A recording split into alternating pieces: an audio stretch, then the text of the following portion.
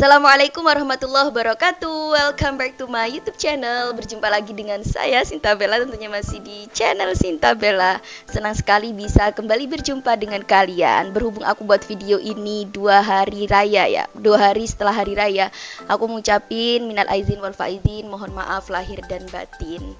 Terima kasih banyak teman-teman sudah stay di channel YouTube Sinta Bella. Untuk video kali ini aku tertarik ngebahas soal kisah-kisah penyintas pelecehan seksual gitu. Kenapa aku kemudian tertarik untuk ngebahas ini? Karena kemarin-kemarin lagi rame ya soal video Aming, pernyataan beliau di channel YouTube-nya Denny Sumargo. Nanti kalian juga bisa lihat di channel YouTube ini ya guys ya. Ya, aku melihatnya sih sebuah hal yang patut untuk aku respon dengan mengangkat berbagai kisah lain selain beliau, karena di lingkunganku juga ada beberapa penyintas pelecehan seksual. Sebenarnya ya ada level ya. Meskipun level sederhana, level yang cukup berat, pelecehan seksual yang dilakukan, aku tetap ingin ngebahas supaya teman-teman bisa mengenal. Nanti tiba-tiba kalian, jangan-jangan kalian sudah mengalami pelecehan seksual, tapi karena tidak sadar dan karena itu sudah dianggap kewajaran, kalian biasa-biasa aja dan malah itu berangsur terus-menerus gitu. Jadi guys, kita perlu tahu dulu apa sih yang dimaksud dengan pelecehan seksual. Pelecehan seksual itu adalah menyentuh fisik ataupun tindakan verbal atau non-verbal yang itu berkaitan dengan fisik laki-laki maupun perempuan tanpa kesepakatan. Misal, maaf ku contohkan ya, ada laki-laki yang megang pantat kalian, atau cewek pun, cewek sama cewek kalau megang pantat berlebihan tanpa kesepakatan, itu masuk dalam pelecehan seksual. Nah, pelecehan seksual ini bisa juga terjadi dalam hubungan pacaran atau relationship gitu, hubungan pacaran yang meskipun kalian udah pacaran tapi kalian maaf tiba-tiba nyium pipi atau tiba-tiba nyium bibir tanpa kesepakatan, itu masuk dalam pelecehan seksual ya guys ya.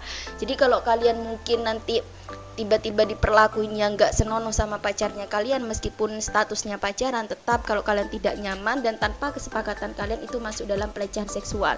Jadi pelecehan seksual ini tidak melulu dilakukan oleh orang asing, orang yang tidak kita kenal gitu. Orang-orang terdekat kita kadang tanpa sadar melakukan hal itu gitu. Meskipun itu satu keluarga dengan kita, kita perlu jeli. Kalau itu tidak nyaman, sampaikan kepada mereka kalau jangan mengulangi seperti itu lagi gitu. Itu ya guys ya yang disebut dengan pelecehan seksual. Nah, sedangkan penyintas itu adalah menurut KBBI itu adalah orang yang mampu bertahan hidup.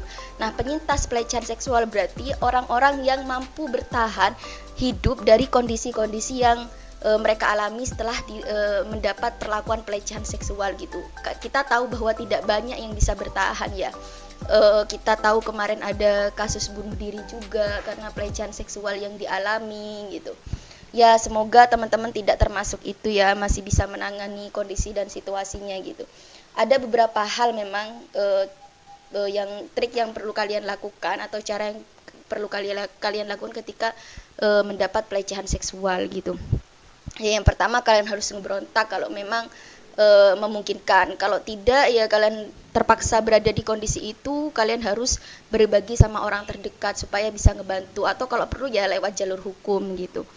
Itu guys, udah ya aku langsung pada kisah-kisahnya aja ya. Yang pertama itu ya yang aku sebut kemarin tadi, itu ada Aming ya. Aming, kita tahu bahwa beliau adalah seorang selebriti tanah air, juga komedian gitu. Beliau laki-laki tapi hari ini dia sudah transgender dan sudah ada payudara gitu. Aku nggak akan ngebahas itunya ya, Tapi di channel YouTube Denny Sumargo, beliau menyatakan bahwa perjalanan hidup yang beliau alami itu tidak mudah, sehingga banyak transisi ataupun perubahan-perubahan hidup yang dia alami sehingga menjadi wujudnya yang sekarang. Tapi yang menarik untuk aku bahas itu kondisi di mana dia salah satunya mengalami pelecehan seksual, dan itu berlangsung lama guys, mulai dari sekolah dasar sampai dia duduk di bangku perguruan tinggi atau menjadi mahasiswa. Pelecehan itu berlangsung selama itu gitu.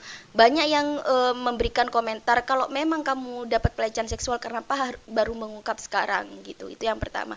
Yang kedua, kalau kamu memang mendapat pelecehan seksual selama itu kenapa kamu tidak memberontak? Banyak yang bilang gitu, merespon gitu.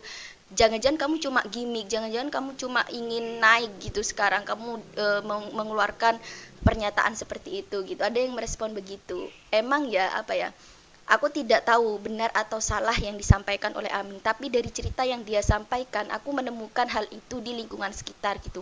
Dari pengalaman-pengalaman teman-teman yang memperoleh pelecehan seksual, di mana ada istilah yang dia sebutkan mengenai adiksi seksual. Adiksi, ada situasi ketergantungan di situ gitu.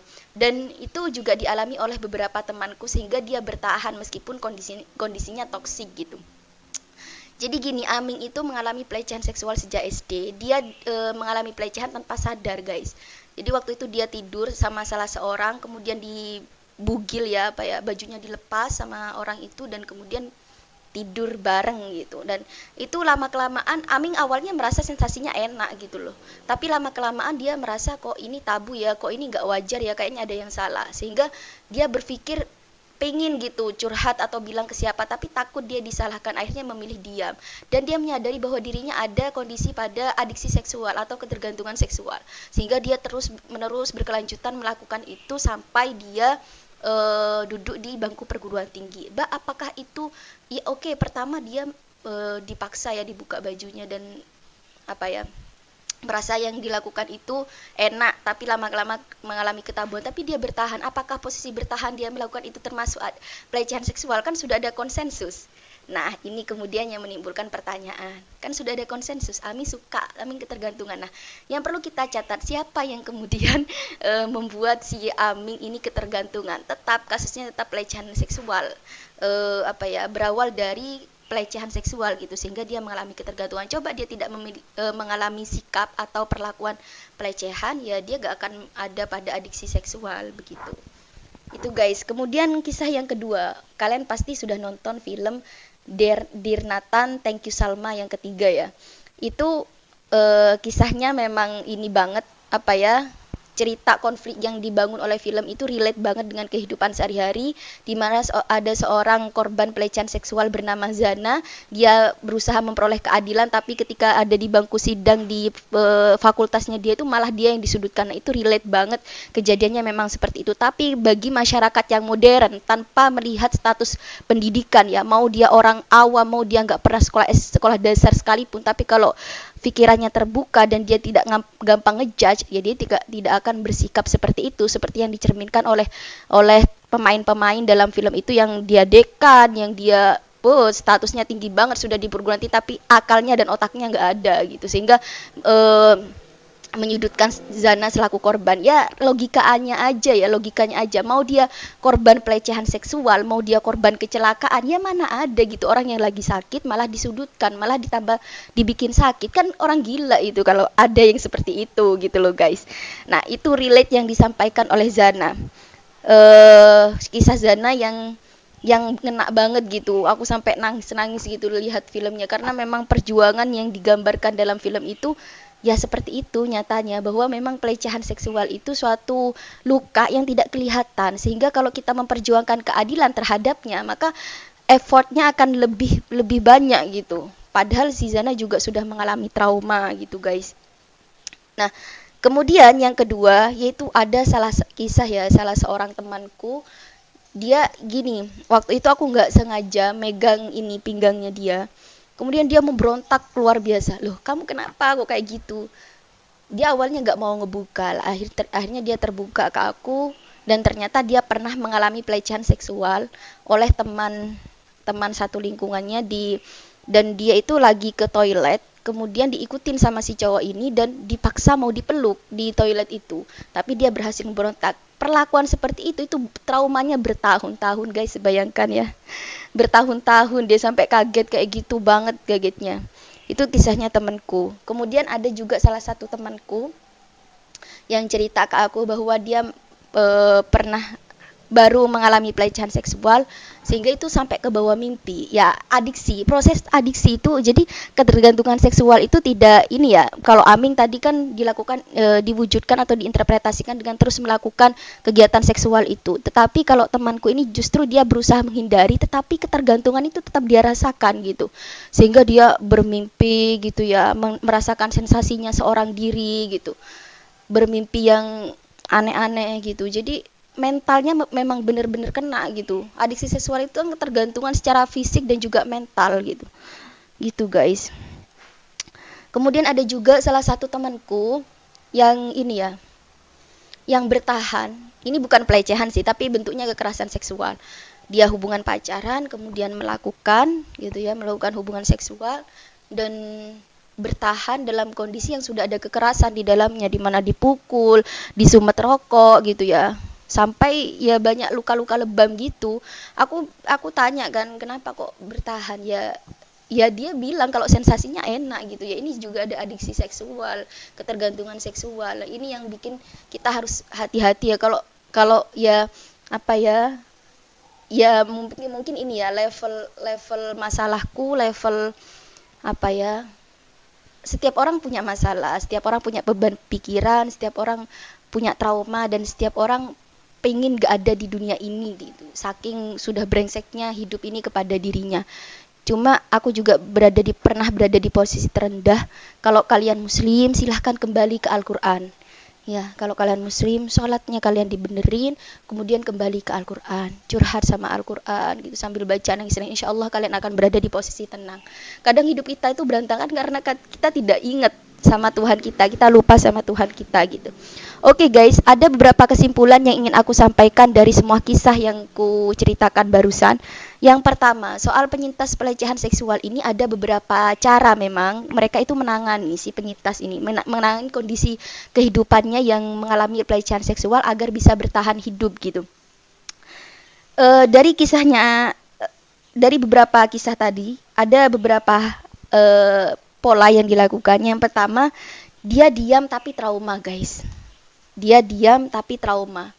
Jadi dia membiarkan hidupnya terus berjalan gitu, tapi ketika ada suatu kejadian yang itu sama persis atau mendekati bentuk-bentuk pelecehan seksual yang pernah dia lakukan, seperti contoh temanku yang tadi dipegang sininya itu kemudian dia teriak, itu akan tetap traumanya akan kelihatan gitu. Diam tapi tetap trauma.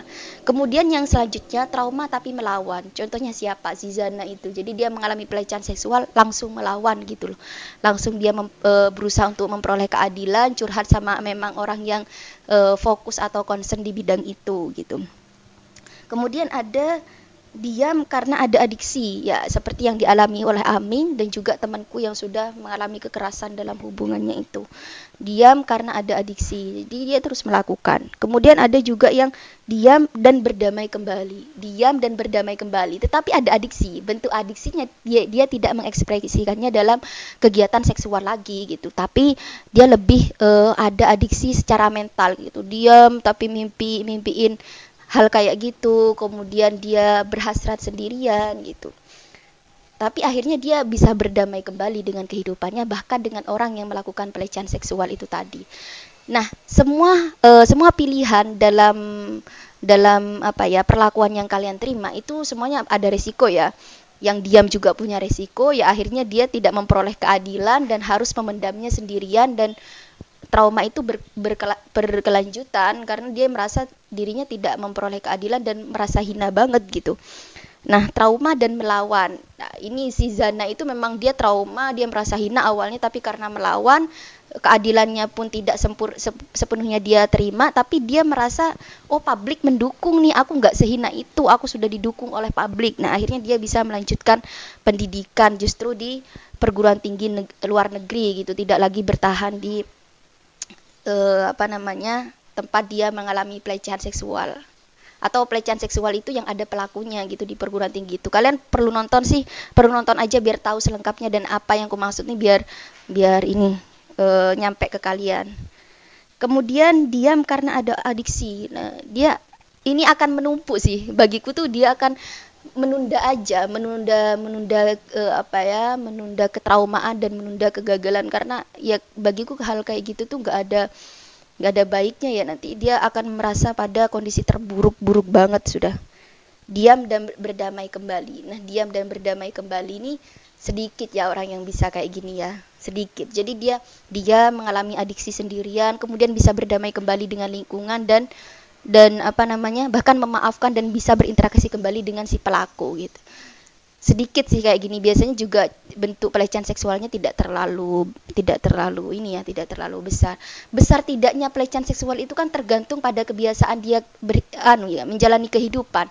Maaf, kalau memang selama ini dia pacaran atau berhubungan dengan lawan jenis yang biasa pegang tangan gitu ya, biasa megang pupu gitu, sehingga padahal itu bentuk pelecehan. Nah, kebiasaan yang seperti itu, dan ketika dia mendapatkan pelecehan berbentuk yang sama dari orang yang tidak dikenal misal, jadi tidak akan merasa terlalu trauma gitu.